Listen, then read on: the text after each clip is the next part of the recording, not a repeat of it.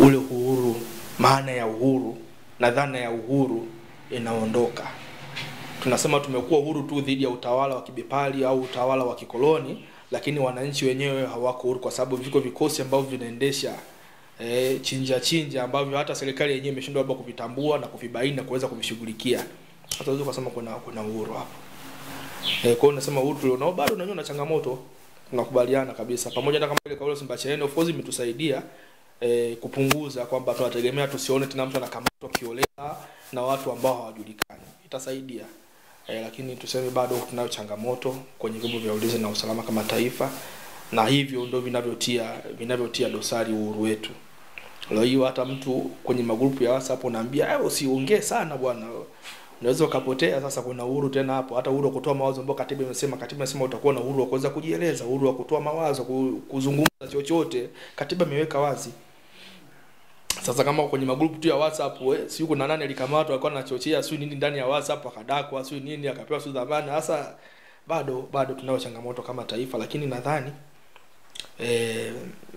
tukubaliana tuko pamoja tunaweza tukabadilisha haya tukaja kuwa tunatengeneza uhuru ambao ni mzuri, ambao kila mwananchi atafurahia. Je, katika maeneo ambayo tumeyazungumzia kuhusiana na masuala ya utekaji, kuhusiana na watu kutokuwa huru kuzungumza ama kutoa mawazo juu ya serikali, hii tunaweza kusema kwamba bado inaonyesha kuwepo kuna elements za ukoloni bado ukiendelea? Unajua kuna mambo mengi yamefanyika kiasi kwamba hata wakati wa ukoloni wakati mwingine mambo yakuwa sana kihivyo. Those kuwepo, lakini nimesoma mambo ya historia. Nakumbuka hata Nyerere aliwahi kushtakiwa makosa ya uchochezi kwenye mahakama zile ambazo walikuwa majaji wenyewe ni wakoloni. Lakini unaona bado alipewa mawakili, watu hawakuzuiwa kwenda mahakamani, hakuna watu waliopigwa wakiwa mahakamani. Kwa kuna mambo mengi sana. Sasa yako mambo yalikuwa yanafanyika. Tukizungumzia kwa Tanzania au Tanganyika ni tofauti na yale yalikuwa yanafanyika South Africa, Afrika Kusini wakoloni wafuzu utawala ule wa makaburu kule ulikuwa unaendesha msako kutafuta watu, inawateka, inawaua, inawapoteza. Wale tu walikuwa na zile vuguvugu za kuleta mabadiliko walikuwa wanauawa kule sana. Tofauti na kwetu huku kipindi cha utawala, unajua Muingereza na alikuwa muungwana kutukabidhi nchi bila kumwaga damu. Alikuwa muungwana sana, tofauti na hizo nchi zingine. Sasa kwenye utawala wa Uingereza hatujua na rekodi nyingi sana za kutosha kwenye utawala wao wa kikoloni, kwa sababu utawala huo wa kikoloni walikuwa nao walitengeneza na mahakama. Kwenye utawala huo wa kikoloni mahakama nyingi ambazo tulizonazo nyingi zilipatikana kabla hata ya huo, yani nasema kabla ya uhuru zilikuwepo hizo mahakama. Kwa hiyo sisi tumefanya kama vile kuboresha. Kwa hiyo sasa kwenye matukio kama haya ya utekaji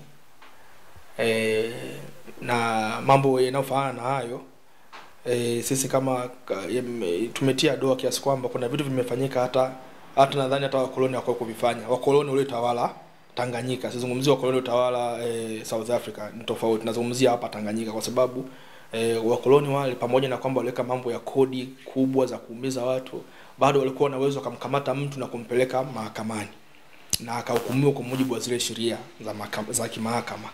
Sasa hivi unapomteka mtu maana yake umpeleki mahakamani. Unapomteka mtu maana yake sasa zile haki zake ambazo ungezipata kama kupata na utetezi maana yake hautapatikana na utetezi. Kwa hiyo ni mambo ambayo yanafanyika ni ya kikatili zaidi. Wakati mwingine tunasema nafuata wakoloni wale kuwepo wa Uingereza huko utawala hapa. Kwa hiyo lakini tunaona serikali yetu imejitahidi kwa kiasi fulani, labda kupitia Simbachawene sasa hivi tunategemea labda tusione tena matokeo ya utekaji kwa sasa hivi. Lakini tunazidi kuiombea Mungu serikali yetu ikae ifanye vizuri, itende kwa usalama na kwa haki, basi tuendelee kuishi kwa amani.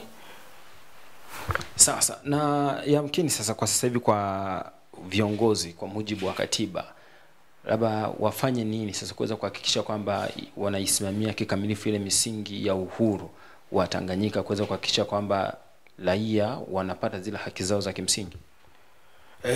Mimi nadhani madai mengi ni ya muda mrefu, ni yale tu. Watu wanataka katiba mpya. Nimesema katiba tulionayo hiyo ambayo mimi niliche kwenda mahakamani kuambia mahakama hii katiba bwana haina sifa za kuitwa katiba.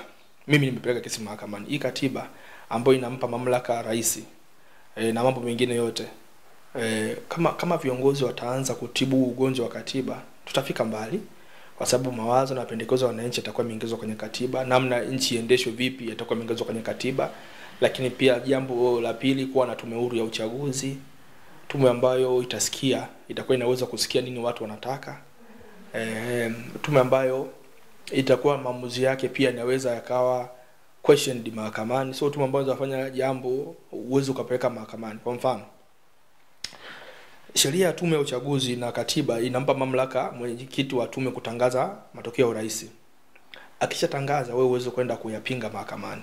Sasa changamoto ni ikitokea mwenyekiti wa tume ya uchaguzi ametekwa, labda ametekwa nyara na watu wasio itakia mema taifa letu la Tanzania.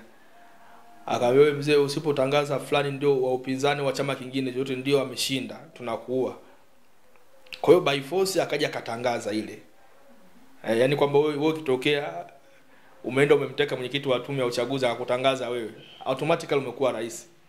Hata kama baadaye itakuja kubainika kwamba amna alitekwa yule mwenyekiti wa tume na ushahidi uko kwa mezani, uwezo kwenda kwa challenge mahakamani, bwana yule alikuwa ametekwa ndio maana alimtangaza fulani. Uwezi, yani kisha tangaza ametangaza, aidha alikuwa amelewa au alikuwa amefumba macho, uwezo wa question maamuzi yake. Hiyo ni kitu kibaya sana. Sawa.